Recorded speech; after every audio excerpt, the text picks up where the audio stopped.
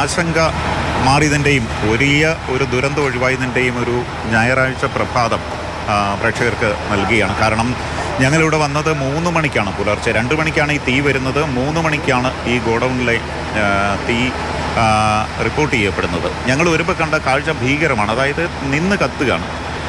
ആൾക്കാർ, ഫയർഫോഴ്സ് ഉദ്യോഗസ്ഥരൊക്കെ ചെറിയ പരിക്കൊക്കെ ആയിട്ട് ഇങ്ങനെ അവർ അത് വേദനയോടുകൂടി ഇതിലേ പോകുന്നത് കാണുന്നുണ്ട്. ഈ ദൃശ്യങ്ങളുടെ ഒരു പകൽ ദൃശ്യം ഇപ്പോൾ കാണിച്ചുതരാം. ഇത് കണ്ടോ, ഈ ഗോഡൗണ് സൗത്ത് പാലത്തിൻ്റെ അടി ഭാഗത്തായിട്ടാണുള്ളത്. ഇതിലെല്ലാം തീ പിടിക്കുന്ന സാധനങ്ങളാണ് ഉള്ളത്. കാരണം ചാക്കിൽ കിട്ടിയ പ്ലാസ്റ്റിക്, അതുപോലെ പേപ്പർ, അതുപോലെ ആക്രി സാധനങ്ങൾ, ഇരുമ്പ്, തകരപ്പാട്ട എല്ലാം ഉണ്ട്. ഇപ്പോഴും അവിടെ പുകയുന്ന ദൃശ്യങ്ങൾ നോക്കി ഇപ്പോഴും പുകഞ്ഞുകൊണ്ടിരിക്കുകയാണ്. ഞങ്ങൾ 3 മണിക്ക് വരുമ്പോൾ ഇവിടെ നിന്ന് ഇതൊന്നും കാണാൻ പറ്റുന്നില്ല. തീ ഇങ്ങനെ ഉയർന്ന് ഇങ്ങനെ വന്നുകൊണ്ടിരിക്കുകയാണ്. ഇവിടെ ആദ്യം വന്നപ്പോൾ ഫയർഫോഴ്സ് ഉദ്യോഗസ്ഥർ പറഞ്ഞത് ഇവിടെ ഈ ലൈൻ കമ്പി പൊട്ടിയിട്ട് തീ ഇവിടെ കാരണം അകത്ത് കയറാൻ പറ്റില്ല. അങ്ങനെ KCBയെ വിളിച്ചിട്ട് അവർ ട്രാൻസ്ഫോമർ ഓഫ് ചെയ്തു. പിന്നെ മറ്റൊന്നൊരു പ്രധാനപ്പെട്ട സംഭവം, ഇതിന് തൊട്ടടുത്ത് ലേഡീസ് ഹോസ്റ്റല്, ലോഡ്ജ്, ബാക്കി അപ്പാർട്ട്മെൻറ്റുകളെല്ലാം ഉണ്ട്. അതുകൊണ്ട് അവരെല്ലാം വളരെ പെട്ടെന്ന് ഇവാക്യുവേറ്റ് ചെയ്യുക അതൊരു വെല്ലുവിളിയായിരുന്നു. ഇതിലെ ആലപ്പുഴ വഴി പോകുന്ന ട്രെയിൻ ഗതാഗതം, അതായത് ഇത് കണ്ടോ, ആ പാളത്തിലൂടെയാണ് ആലപ്പുഴ ഭാഗത്തു നിന്ന് തിരുവനന്തപുരത്തേക്ക് പോകുന്നത്. അപ്പം അങ്ങനെ ആ റെയിൽ ഗതാഗതം റെയിൽവേ അറിയിച്ചുകൊണ്ട് വളരെ പെട്ടെന്ന് അത് നിർത്തി. അതുപോലെ തന്നെ സൗത്ത് പാലത്തിൻ്റെ മേളിൽ സൗത്ത് പാലത്തിലുള്ള ഗതാഗതവും നിർത്തി. അങ്ങനെ ആൾക്കാരെ വലിയ ദുരന്തം ഉണ്ടായാലും അത് ഒഴിവാക്കുക എന്നുള്ളതിലാണ്. അതുപോലെ തന്നെ 12 സിലിണ്ടറാണ് പൊട്ടിത്തെറിച്ചത്. 9 ഇതര സംസ്ഥാന തൊഴിലാളികളുണ്ടായിരുന്നു. ഇവരറിഞ്ഞിരുന്നില്ല. ഫയർഫോഴ്സ് ഉദ്യോഗസ്ഥർ വിളിച്ചു വരുത്തി അവരെ രക്ഷപ്പെടുത്തുകയാണ് ചെയ്തത്.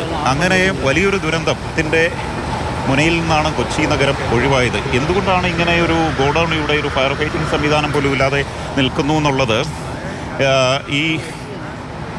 ഇതാണ് ഈ ഉടമ, അദ്ദേഹമാണ് രാജു എന്ന് പറയുന്ന ഉടമയുള്ളത്. അദ്ദേഹം നമ്മളോട് പ്രതികരിക്കും. ശരിക്കും എന്താ സംഭവിച്ചത്, എങ്ങനെ തീ വരും? എനിക്ക് ശരിക്കും സംഭവിച്ചതെന്താണെന്ന് വെച്ചാൽ 2-2:30 മണിയായപ്പോൾ വർഷാപ്പിൽ അജി വിളിച്ചു. അതെ, അപ്പോൾ അജിയുടെ ബേക്ക് വശത്താണ് പുറവശത്താണ് തീ കത്തി വരുന്നത്. ഇവിടെ ഒന്നും കത്തിടുന്നില്ല. അവിടെ കറണ്ടും ഇല്ല, ഒന്നുമില്ല. അവിടെ പ്ലാസ്റ്റിക്കിൻ്റെ കുപ്പി ഞങ്ങൾ ഇടാറ് ഞാൻ വർഷങ്ങൾ ഇട്ടുകൊണ്ടിരിക്കുകയാണ്. ഞാൻ ഇവിടെ തുടങ്ങിയിട്ട് ഈ കച്ചവടം 37 വർഷമായി, ഇവിടെ തുടങ്ങി 31 വർഷമായി. ഇന്ന് വരെ അങ്ങനെ സംഭവം ഉണ്ടായിട്ടില്ല.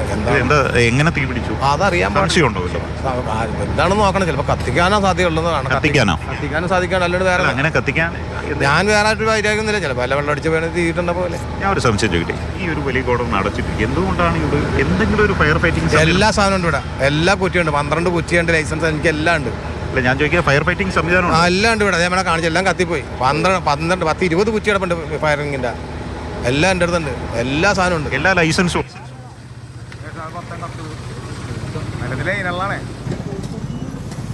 ബിജു പങ്കജാണ് നമുക്കിപ്പം വിവരങ്ങളുമായി ചേർന്നത്. ശരിക്കും പറഞ്ഞാൽ കൊച്ചിയിൽ വലിയൊരു തീപിടുത്തമാണ് ഉണ്ടായത്. സൗത്ത് പാലത്തിനടിയിലുള്ള ആക്രി ഗോഡൌണിലാണ് ഈ തീപിടുത്തമുണ്ടായത്.